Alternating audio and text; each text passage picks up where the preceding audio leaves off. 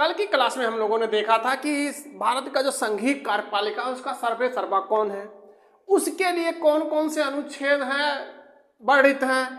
उसमें हम लोगों ने देखा था कि जो राष्ट्रपति हमारे संघीय कार्यपालिका का प्रधान है वो अपने अधीनस्थ पदाधिकारियों के माध्यम से किस प्रकार से शासन सत्ता चलाता है, या उसका निर्वाचन होता है तो कौन से लोग वोट डालते हैं, या जो विधायक या सांसद वोट डालते हैं उनके वोटों का वैल्यू कितना है, किस हिसाब से जनसंख्या के आधार से उनके वोटों का वैल्यू निकाला जाता है। इन सब चीजों को हम लोगों ने कल की क्लास में देख लिया था।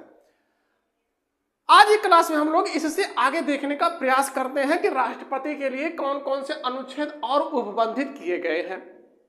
जैसे राष्ट्रपति का निर्वाचन कल हो गया था, कल वाली क्लास में किसी को कोई दिक्कत? चलिए ठीक, हम आगे चलते हैं।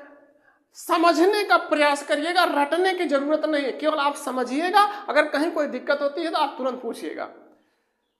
कल की क्लास में हम लोगों ने देखा कि राष्ट्रपति का निर्वाचन हो गया। अब राष्ट्रपति का जब निर्वाचन हो गया तो कितने वर्षों के लिए निर्वाचन होगा? पहला प्रश्न।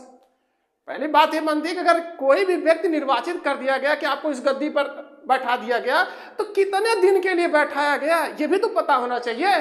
तो इसके लिए अनुच्छेद 56 का उल्लेख किया गया। तो आज की क्लास में हम लोग अनुच्छेद 56 से राष्ट्रपति के बारे में पढ़ने का प्रयास करते हैं कि पेपर में कहां से प्रश्न निकल के आता है। तो सबसे पहले हम अनुच्छेद 56 देखते हैं। निर्वाचन के बाद राष्ट्रपति कितने दिन के लिए अपनी गद्दी पर आसीन रहता है? तो इसके लिए कहता है कि राष्ट्रपति अपने पद ग्रहण की तिथि से, कब से? पद ग्रहण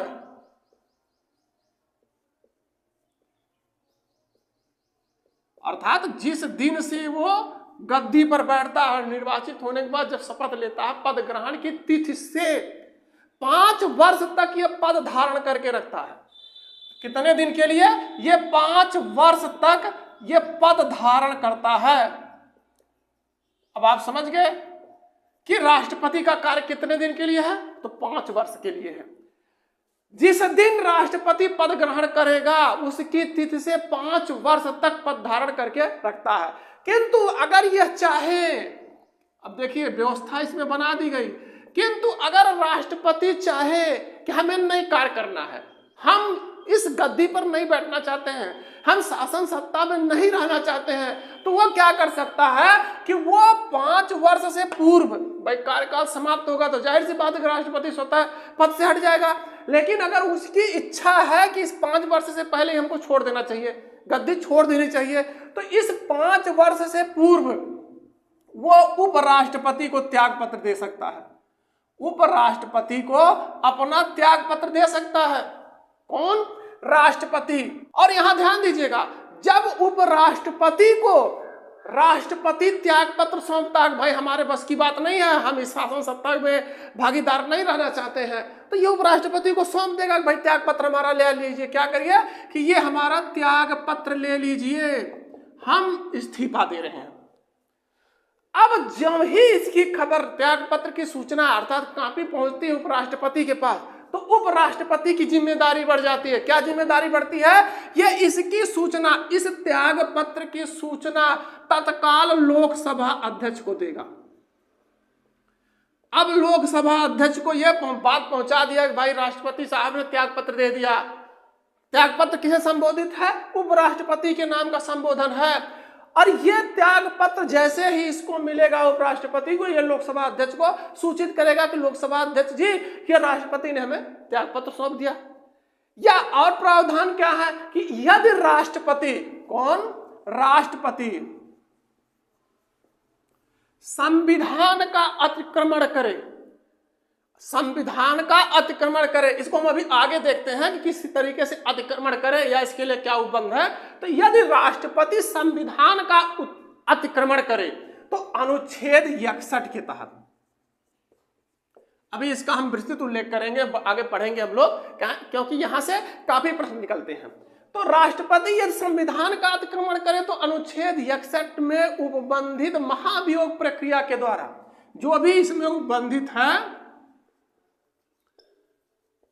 महाभियोग प्रक्रिया के द्वारा राष्ट्रपति को उसके गद्दी से हटाया जा सकता है, उसके पद से हटाया जा सकता है। ये तो ठीक है, लेकिन राष्ट्रपति का कार्यकाल 5 वर्ष का पूरा हो जाए और संजोग ऐसा बने कि राष्ट्रपति दूसरा निर्वाचित नहीं है, तो फिर क्या होगा? तो ऐसी स्थिति में राष्ट्रपति अपने 5 वर्ष की पदावधि समाप्त के बाद भी, राष्ट्रपति का जो कार्यकाल समाप्ति के बाद भी वो अपने पद पर बना रहेगा। कब तक बना रहेगा? जब तक उसका उत्तराधिकारी निर्वाचित नहीं हो जाता। उत्तराधिकारी का मतलब कि दूसरा राष्ट्रपति निर्वाचित नहीं हो जाता। बेशक अगर पुनः वही राष्ट्रपति निर्वाचित हो जाए, लेकिन जब तक निर्वाचित नहीं हो जाएगा तब तक वो अपने पद पर बना रहेगा। किसी को दिक्कत? पद ग्रहण करने की तिथि से 5 वर्ष तक ही अपना पद धारण करके रखता है। अगर इस दौरान वो चाहे कि हम इस पद पर नहीं बने रहना चाहते, तो वो उपराष्ट्रपति के नाम का त्यागपत्र, उपराष्ट्रपति को त्यागपत्र सौंप सकता है। और जब उपराष्ट्रपति को यह त्यागपत्र सौंप देगा तो यह उपराष्ट्रपति की जिम्मेदारी कि इसकी तत्काल सूचना लोकसभा अध्यक्ष को दी जाए। या राष्ट्रपति ने संविधान का अतिक्रमण कर लिया तो अनुच्छेद 61 के तहत जो उसमें उपबंधित है, जो उसमें लिखा गया है, उस महाभियोग प्रक्रिया के दौरान राष्ट्रपति को हटाया जा सकता है। अब अगला अनुच्छेद 57। अनुच्छेद 57 में क्या कहता है कि कोई भी व्यक्ति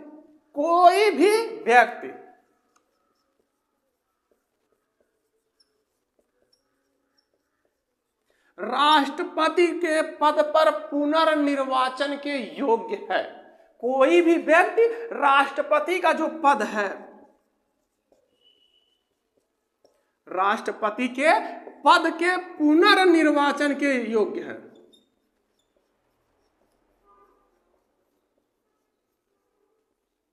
देखिए, ध्यान दीजिएगा, कह रहा है कि कोई भी व्यक्ति हो, राष्ट्रपति अगर है भी तो वो भी पुनर्निर्वाचन के योग्य है।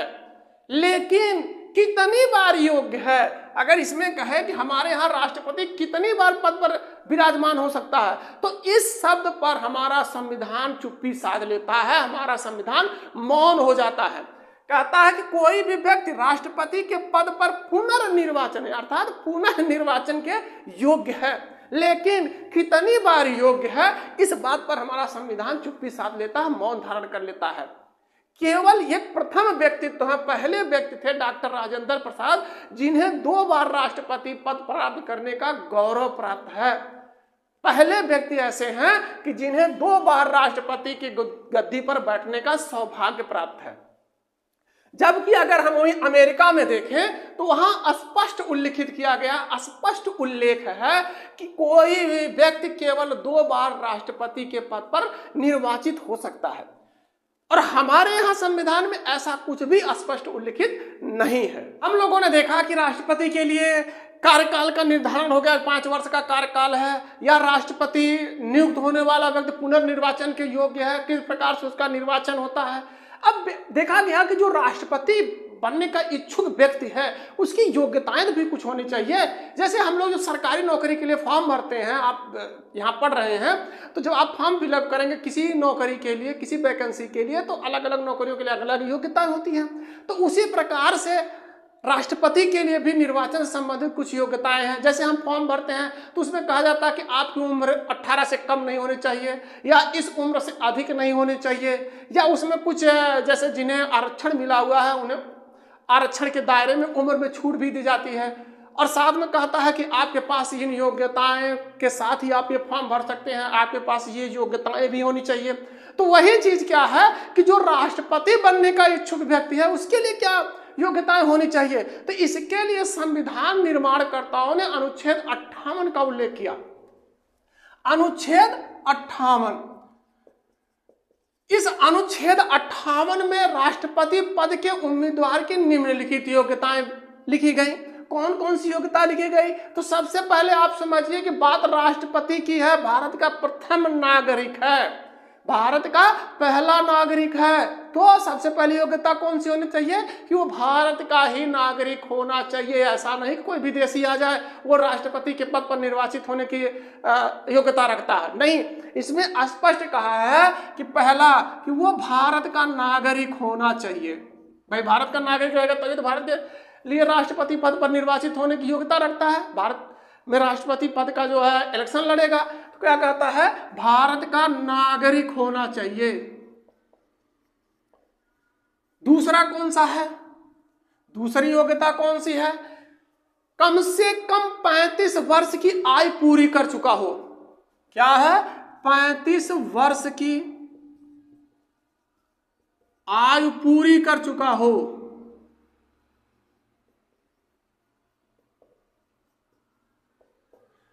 तीसरा कौन सा है, वो पागल दिवालिया ना हो। ऐसा नहीं कि हमारा जो पहला व्यक्ति है, प्रथम नागरिक है, वो पागल हो या दिवालिया हो, ऐसा कुछ भी नहीं। और अगली योग्यता कौन सी है कि वो लोकसभा का सदस्य निर्वाचित होने की योग्यता रखता हो। लोकसभा सदस्य निर्वाचित होने के लिए जो योग्यताएं होती हैं वो योग्यता ये रखता हो। राष्ट्रपति पद पर उम्मीदवार जो बनना के इच्छुक है, जो बनना चाहता है, वो लोकसभा का सदस्य निर्वाचित होने की योग्यता रखता हो। अगला क्या है कि वह व्यक्ति जो राष्ट्रपति बनने का इच्छुक है वो भारत सरकार, राज्य सरकार या स्थानीय प्राधिकरण के अंतर्गत किसी लाभ के पद पर ना हो, किसी लाभ के पद पर ना हो। लेकिन यहां ध्यान दीजिएगा, लाभ के पद की श्रेणी में वो पद नहीं आते हैं। कौन से पद नहीं आते हैं, भारत का राष्ट्रपति, उपराष्ट्रपति, राज्यों के राज्यपाल, राज्यों के मंत्री, ये लोग लाभ की पद की श्रेणी में नहीं आते हैं। ये लोग राष्ट्रपति पर निर्वाचन की अर्हता रखते हैं, राष्ट्रपति पद के लिए जो निर्वाचन होता है उसकी योग्यता ये लोग रखते हैं, ये लाभ के पद की श्रेणी में नहीं आते हैं। अगला कौन सा है, सबसे जबरदस्त प्रबंध क्या किया गया कि ऐसे नहीं कोई भी व्यक्ति आया कहे नहीं हम भी लड़ेंगे राष्ट्रपति का चुनाव, मुंह धोया और चला आया नहीं नहीं हमको भी फॉर्म चाहिए, हम भी फॉर्म खरीदेंगे, हम भी राष्ट्रपति का चुनाव लड़ेंगे। तो इसके लिए क्या है कि वही व्यक्ति राष्ट्रपति के लिए चुनाव लड़ सकता है। कौन सा व्यक्ति, उस व्यक्ति का जो राष्ट्रपति पद का उम्मीदवार है, उस व्यक्ति के नाम के पद के उम्मीदवार के नाम का 50 मतदाताओं द्वारा प्रस्तावित होना चाहिए। उसका नाम 50 मतदाताओं द्वारा।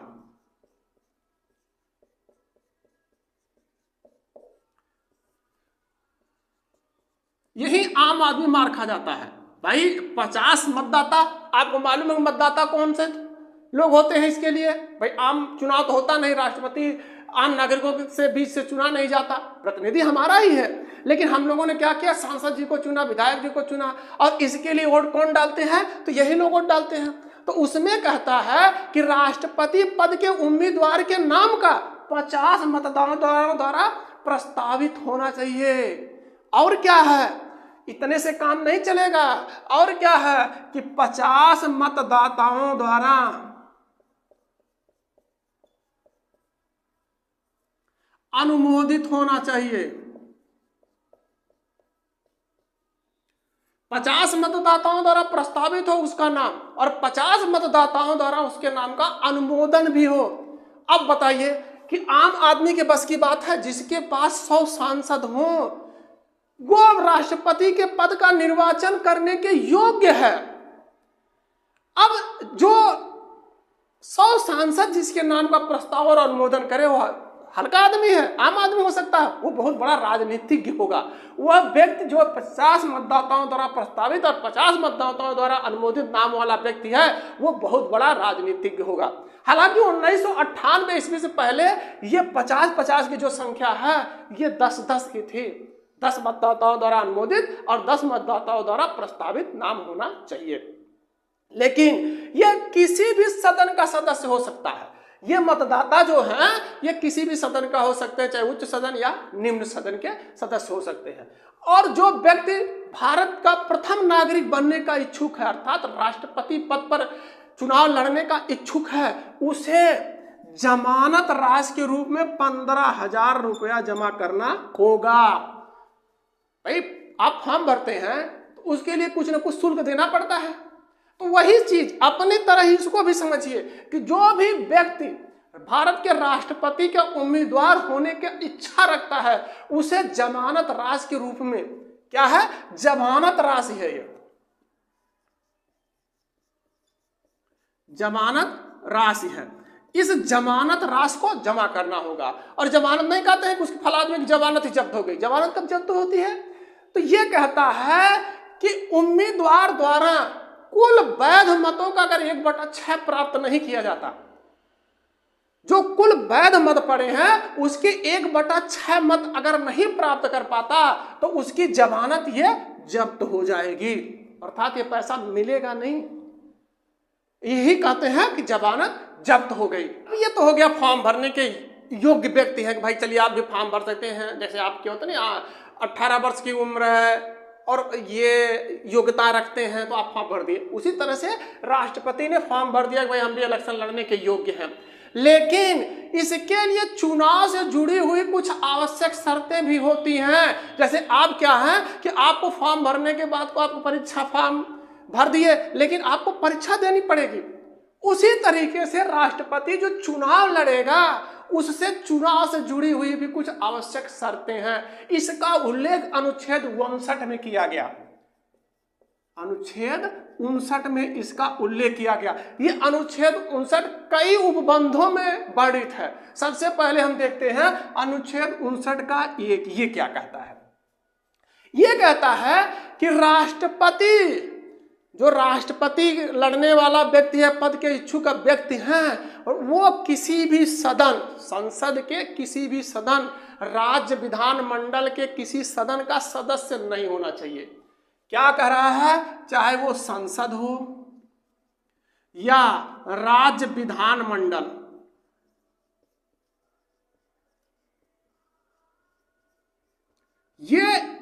ये किसी भी सदन का सदस्य नहीं होना चाहिए। अगर वो निर्वाचित होने पर, जैसे ऐसा हो सकता है संजोग, हमने क्या कहा कि राष्ट्रपति केवल लाभ के पद वाला व्यक्ति नहीं लड़ सकता, बाकी कोई भी लड़ सकता है। लाभ के पद की श्रेणी में कौन लोग नहीं आते हैं? राष्ट्रपति, उपराष्ट्रपति, राज्यों के राज्यपाल, मंत्री तभी बनते हैं जब उस सदन के जो आप सदस्य रहेंगे। तो ये क्या कहता है? राष्ट्रपति संसद या राज्य विधानमंडल के किसी सदन का सदस्य नहीं होना चाहिए। लेकिन अगर संजोग ऐसा है कि यदि वह है तो निर्वाचित होने की तिथि से पूर्व, जब वो निर्वाचित होता है तो उस तिथि से पूर्व उस सदन का, जिस सदन का ये सदस्य है, उस सदन का जो सदस्य है उसका स्थान रिक्त समझा जाएगा। भाई सबसे बड़ा पद मिल जाएगा। कौन सा सबसे बड़ा पद? जब राष्ट्रपति का पद मिल गया तो यह सबसे बड़ा पद है, भारत का प्रथम नागरिक, भारत का सर्वोच्च नेता। तो यह कहता है राष्ट्रपति जब इलेक्शन लड़ने का इच्छुक हो, निर्वाचित हो जाए, तो संसद या राज्य विधानमंडल किसी सदन का सदस्य नहीं होना चाहिए। यदि संजोग ऐसा है कि वह निर्वाचन से पूर्व उस सदन का सदस्य है तो निर्वाचित होने की तिथि से उस सदन से उसका स्थान रिक्त समझा जाएगा, खाली समझा जाएगा।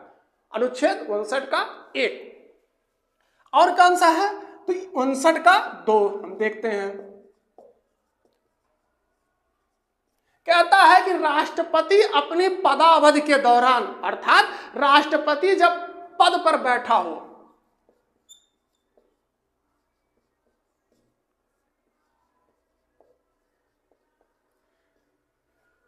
राष्ट्रपति पदावधि के दौरान, अर्थात जब वो गद्दी पर बैठा हो, तो सबसे पावरफुल व्यक्ति है, वो चाहे तो कोई भी पद धारण कर सकता है, किसी भी पद को सुशोभित कर सकता है। भाई हमको पद चाहिए, भाई सबसे बड़ा पावरफुल व्यक्ति है तो उसे कौन मना करेगा? तो अनुच्छेद 59 का 2 क्या कहता है? राष्ट्रपति पदावधि के दौरान अन्य कोई लाभ का पद धारण नहीं कर सकता। आप कोई भी पद धारण नहीं कर सकते, आपको प्रतिबंधित कर दिया गया। आपको अनुच्छेद 59(2) के तहत संविधान के दायरे में लाके बांध दिया गया कि आप बेशक पावरफुल हैं, लेकिन आपको संविधान के अंतर्गत ही कार्य करना है, अन्यथा अगर आपने संविधान का अतिक्रमण किया तो आपके लिए अनुच्छेद 61 उपबंधित कर दिया गया है। अभी हम आगे देखते हैं। तो यहां क्या कहता है कि 59 के 2 में कहता है राष्ट्रपति पदावधि के दौरान कोई अन्य लाभ का पद नहीं ग्रहण कर सकता। और क्या है? अनुच्छेद 59 का 3 ये क्या कहता है? राष्ट्रपति पदावधि के दौरान, भाई राष्ट्रपति जब पद पर रहेगा तभी शासकीय आवास का, जो आवास बने हुए नहीं कहते राष्ट्रपति भवन है, तो शासकीय आवास का बिना किराया दिए लाभ लेगा। उसमें रहेगा।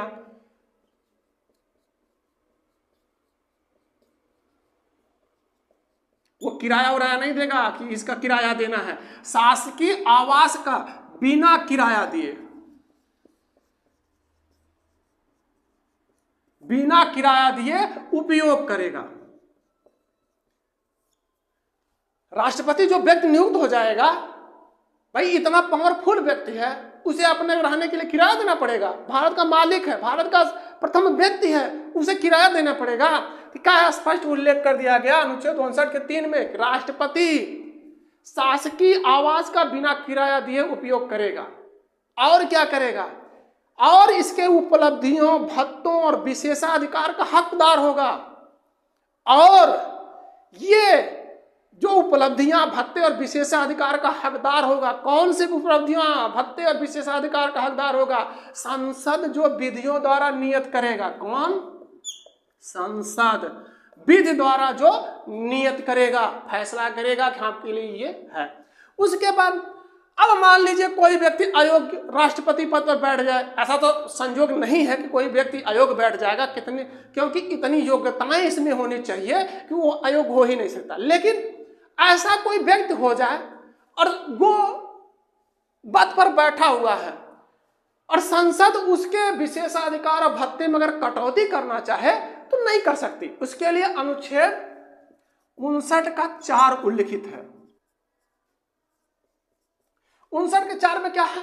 राष्ट्रपति के पदावधि के दौरान उसकी उपलब्धियों और भत्तों में कमी नहीं की जा सकती।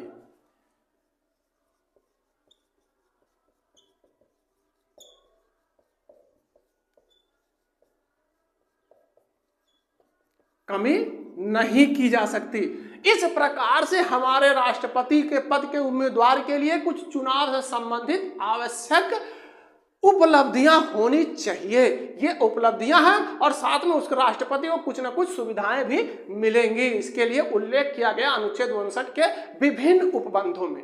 अब राष्ट्रपति कार्य कर रहा है तो उसके लिए कुछ न कुछ वेतन भी निर्धारित होना चाहिए, उसके भत्ते भी होने चाहिए। तो इसमें पहले से जो प्राविधान था 1951 ईस्वी से, उसमें संशोधन किया गया। क्या संशोधन किया गया और कब किया गया? तो भारत का जो राष्ट्रपति है उसके वेतन और पेंशन में जो संशोधन अधिनियम 2008 के द्वारा उसमें संशोधन किया गया। कब संशोधन किया गया? तो 2008 के द्वारा। 2008 में राष्ट्रपति का जो वेतन है और भत्ते हैं, ये पहले से जो 1951 ईस्वी से चला आ रहा प्रावधान था, 1951 ईस्वी के प्रावधान में 2008 में संशोधन किया गया। यहां से पेपर में प्रश्न पूछता है कि जो भारत का राष्ट्रपति है उसको वेतन कहां से मिलता है? तो भारत के राष्ट्रपति को वेतन भारत की संचित निधि से मिलता है। और यह संचित निधि से मिलने वाला जो वेतन उसको है, ये आयकर से मुक्त होता है। अब जो राष्ट्रपति के पद पर निर्वाचित हो गया व्यक्ति, तो हमारे संविधान में एक प्राविधान है कि आपको शपथ लेनी पड़ेगी।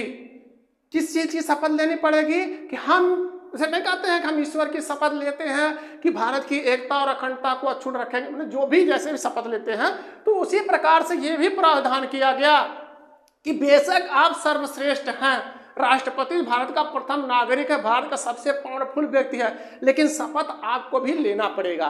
तो यह अनुच्छेद 60 में इसका उल्लेख किया गया।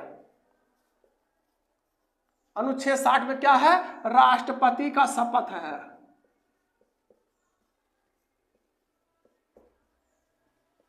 राष्ट्रपति का शपथ का उल्लेख है। अब यहां से बात पूछता है कि इस राष्ट्रपति को शपथ कौन दिलाता है?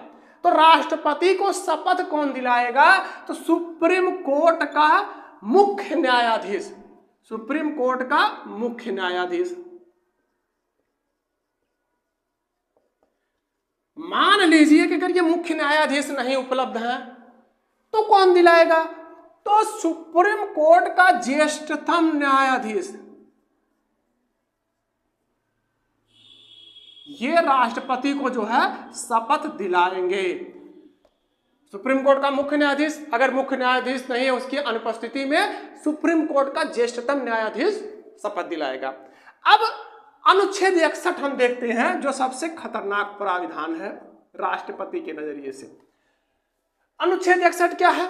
अभी हमने पीछे देखा था कि अगर राष्ट्रपति संविधान का अतिक्रमण करे तो उसके विरुद्ध महाभियोग प्रक्रिया लाई जा सकती है। क्या करे? संविधान का अतिक्रमण।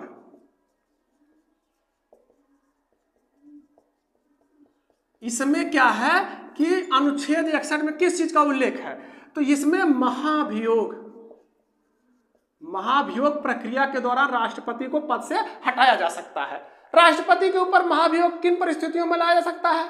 तो कुछ ऐसी परिस्थितियां हैं जिनको देखते हुए राष्ट्रपति के विरुद्ध महाभियोग की प्रक्रिया लाई जा सकती है। जैसे मान लीजिए राष्ट्रपति पागल हो गया, दिवालिया है, तो भाई योग्यता ही नहीं रखता, लेकिन पागल है नहीं और राष्ट्रपति निर्वाचित हो गया, किसी कारणवश उसका दिमागी संतुलन खराब हो गया, तो उसको भाई हटाना ही हटाना है। पागल व्यक्ति अगर राष्ट्रपति बन के बैठेगा, कहीं वही उल्टा पुल्टा काम कर दिया तो फिर क्या होगा?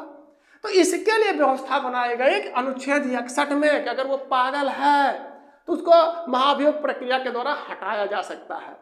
या दूसरे देश के संपर्क में आ गया हो, भाई सारी गोपनीय सूचनाएं, जितनी भी भारत की सूचना है, भाई सर्वे सर्वा ये है, तो सारी सूचनाएं इसके पास पहुंच सकती है। और ये क्या हम कह रहे हैं कि दूसरे देश के संपर्क में आ गया और दूसरे देश को अपने देश की सूचनाएं लीक कर रहा है, तो भी इसके खिलाफ जो है महाभियोग प्रक्रिया चलाई जा सकती है। और तीसरा का व्यवस्था हो सकती है कि जब संविधान का वो अतिक्रमण करे, संविधान के हिसाब से कार्य न करे और मनमानी करे, तो संविधान का अतिक्रमण कब करता है? या हम यूं कहें कि जब प्रधानमंत्री की बातों को ना माने, मंत्रिमंडल की व्यवस्था को ना माने, तो इसे हटाया जा सकता है।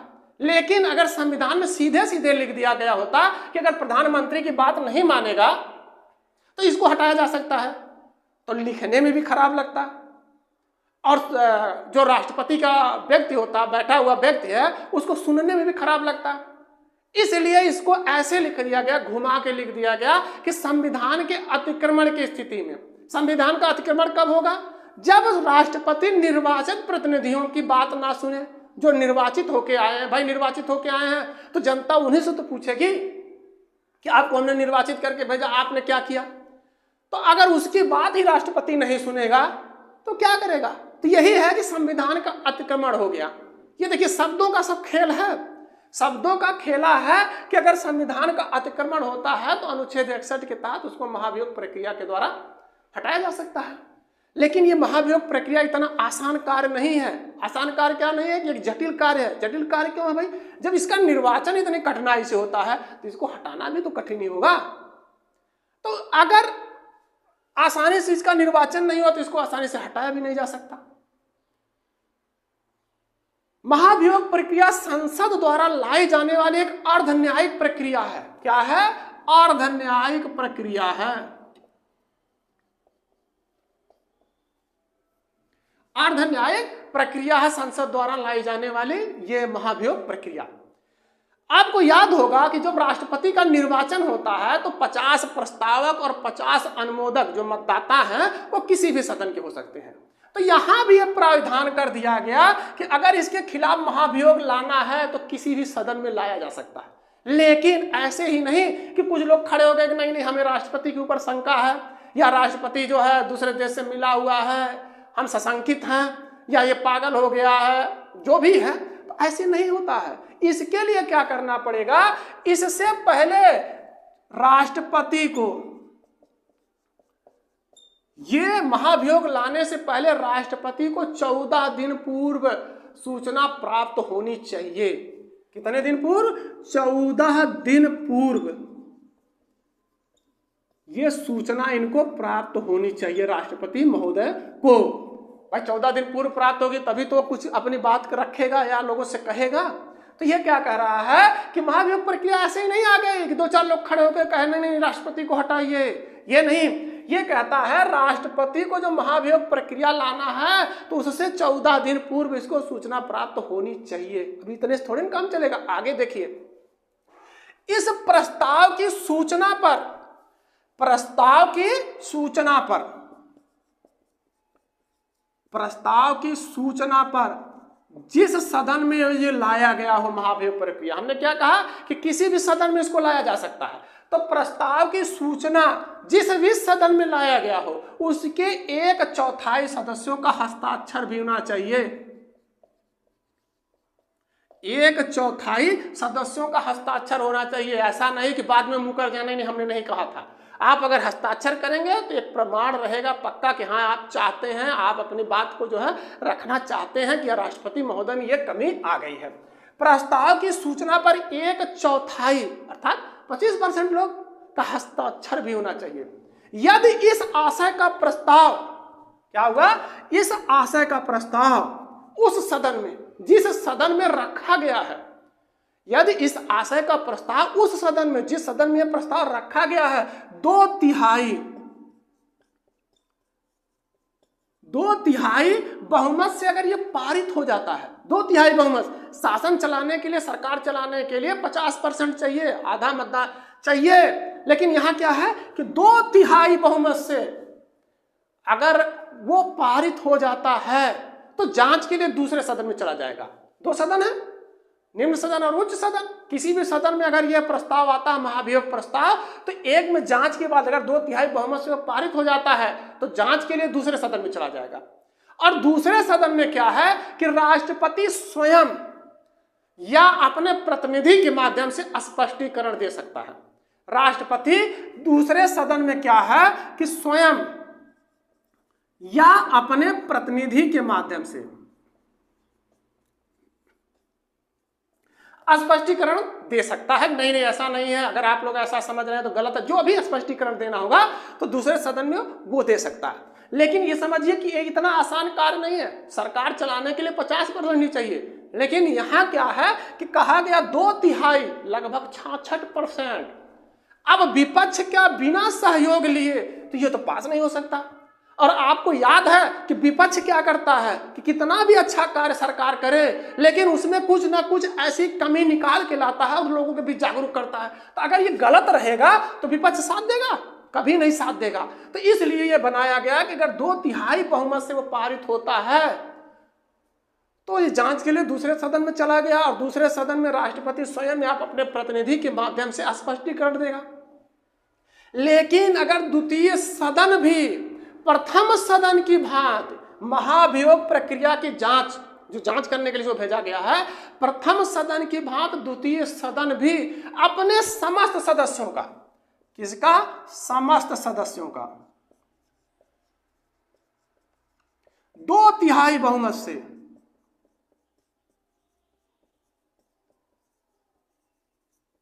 बहुमत से अगर स्वीकार कर ले, फिर तो राष्ट्रपति गयो, राष्ट्रपति पद छोड़ना ही पड़ेगा। उसी दिन से राष्ट्रपति का पद रिक्त समझा जाएगा।